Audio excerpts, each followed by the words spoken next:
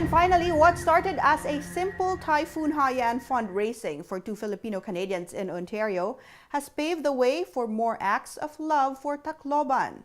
Avi Malikdem tells us more.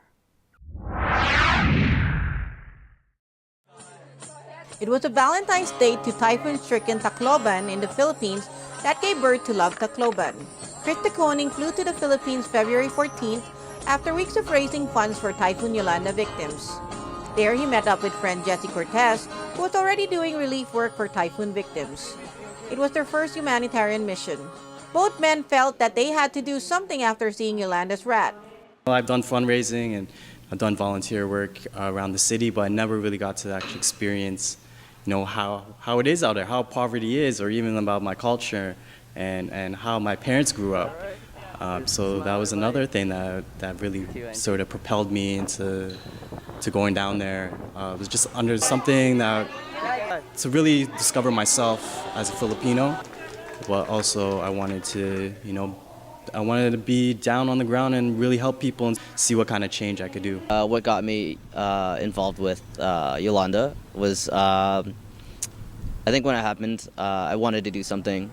I donated money, but I wasn't sure later on where the money was going. That was my biggest concern. And then I saw that Jesse was already in the Philippines and he did some work. Love Tacloban is unique as it shared both their interests in a fun environment to connect with the youth. Partnering with Gawad Kalinga Youth and smaller organizations like One Love and Black Box, they involve kids in activities like surfing, an art jam, and a basketball tournament. The feedback we got from the kids themselves was amazing. One of the things that hit me was when we took them surfing. That was like one of the things that they always wanted to do in their life, but they didn't have the ability to do it, or they didn't have the money, or they didn't know where or how. They just told me after, like, wow, this is like one of my dreams and you helped me accomplish it. They also donated demolition tools, art and school supplies, yoga mats, basketballs, and mosquito nets, all bought in the city to support local businesses. Gawad Kalinga Canada awarded them with a certificate of appreciation. I mean, the overall trip, it's like, I was more so inspired by everybody over there.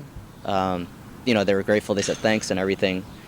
But I had to say thanks myself, because you see people that have nothing and you come back to a city here where people complain about their iPhones not working for a second. So it's been eye-opening, and everything I've taken out of that I've wanted to keep and make sure I don't lose it, and take things for granted.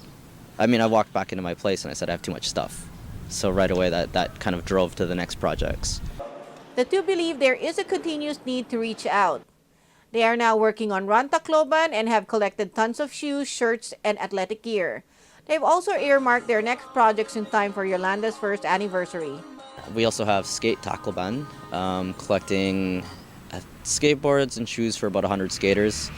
I noticed that they had a lot of skateboard spots there, but they are all gone. And now, in turn of that, we're actually working in November, launching a project to build a skate park and a community center. We have the land there. We just need to raise the funds. We're looking to raise $25,000 in the month of November. Interested donors and sponsors may visit www.love-tacloban.com for more information. Alvi Malikdem, ABS-CBN News, Toronto.